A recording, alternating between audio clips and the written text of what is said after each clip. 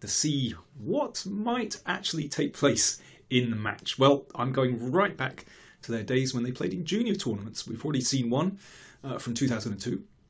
And this game was played in the World Under-14 Championship in 2003.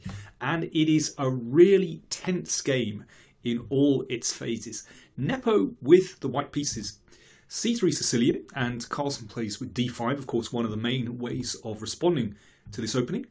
And in this position, of course, main move is knight f6, g6 from Carlsen. So this injects a little bit more dynamism into the position. Knight a3, but it's a risky line because black's development is suffering a little bit. And, you know, there are some very interesting tricks here, as we're about to see. Pawn takes pawn. In fact, Carlsen's had this position in 2020 against Giri and played knight b5. It's also an interesting move. But bishop c4 is great fun. If the queen goes back, then white, well, you can see white's development is tremendous here. That's again Sveshnikov against Svitan, Tilburg 1993. Yevgeny Sveshnikov, who died sadly in the summer, was a great pioneer of c3. He turned this into a serious weapon for white. Queen e4 check played. And now bishop e3. The big trick here is pawn takes bishop and then bishop takes f7 check, winning the queen. Of course, Nepo wasn't inventing this. This is actually quite a well-known variation. So knight h6 from Carlsen defends the pawn on f7. Knight b5. So the king has to watch out again if pawn takes bishop. Then knight check and queen d8.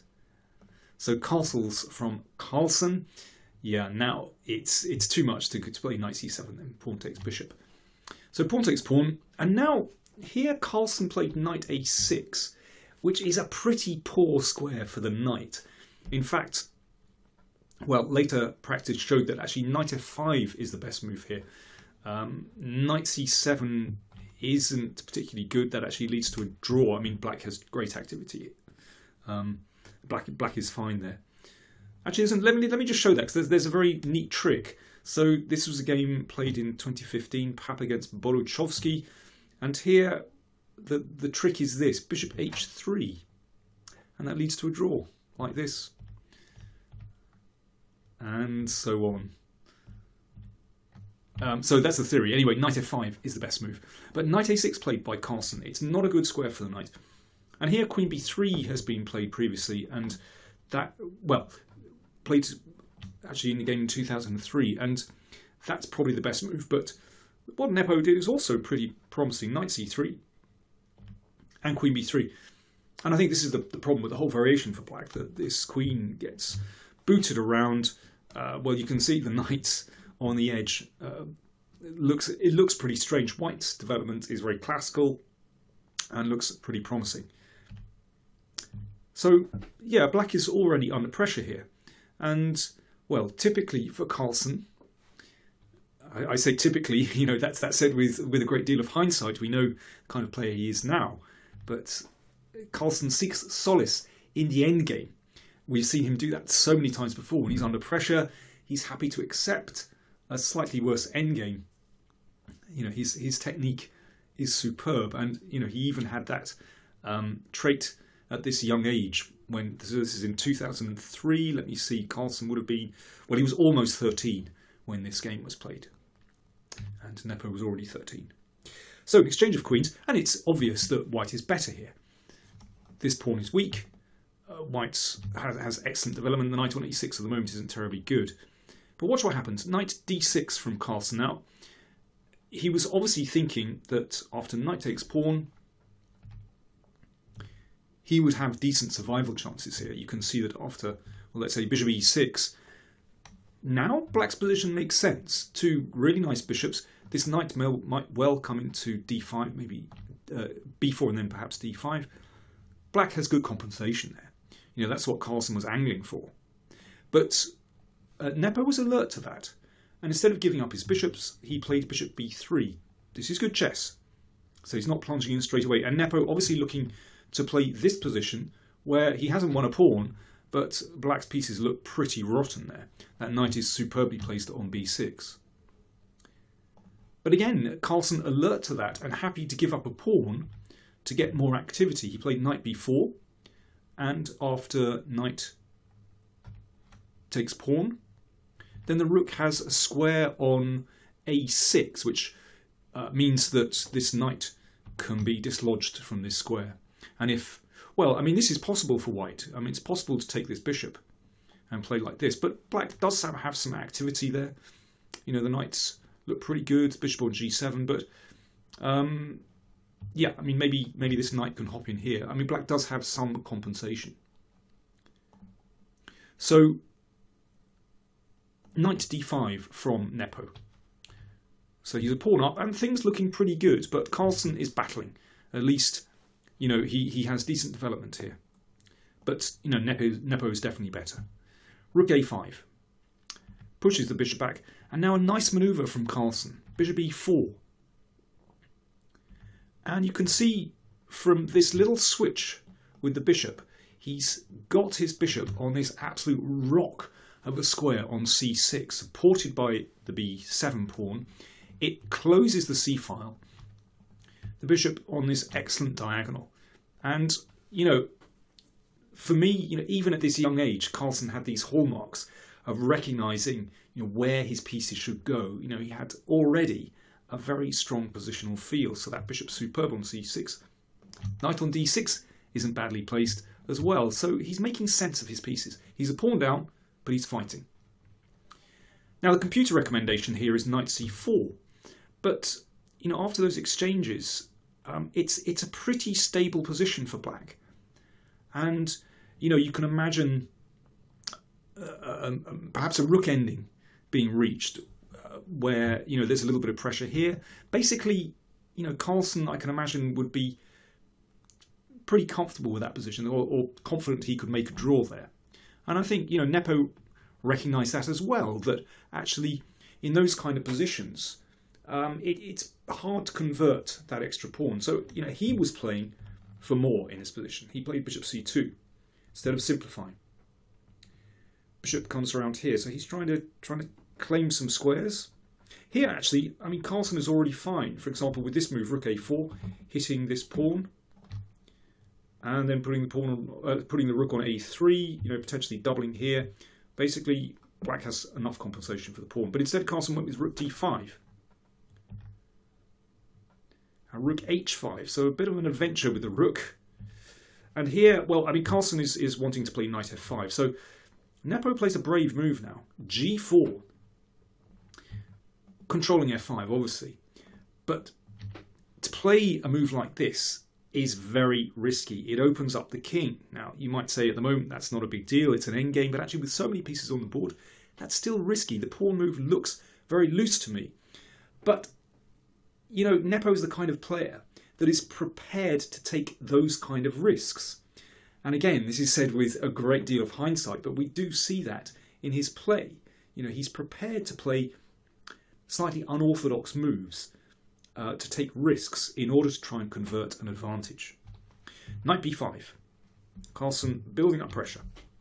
Bishop c4 hits the rook back, and now knight e5. And here the best move is to play the bishop back to e8. Carlsen plays e6. So cutting the bishop here, blocking the bishop. And here Nepo misses a good chance. He should take on c6, eliminate that strong bishop, and simply play a4. Giving back the pawn, but, well, watch out for tricks here. So rook a2, and this a-pawn is strong.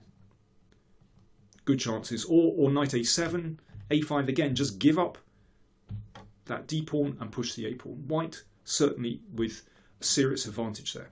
But instead, Nepo went for bishop takes knight. a4, and he pushed the pawns in another way. So, you know, this also looks like white has a pretty serious initiative. Maybe just looking to advance the queenside pawns, and you know, there's also potential to play rook c7 at some point. But yeah, b5 will stop that bishop coming to c6. But Carlsen comes up with an excellent idea to fight back. He realizes that, you know, if he sits there, white can build up. and just improve his position. But he struck with rook takes pawn. This is an excellent exchange sacrifice. And I think it's particularly good at this moment when you can see the pawn on g4 is loose. b4 is loose. Suddenly this bishop is working down the diagonal. It's a very tricky position.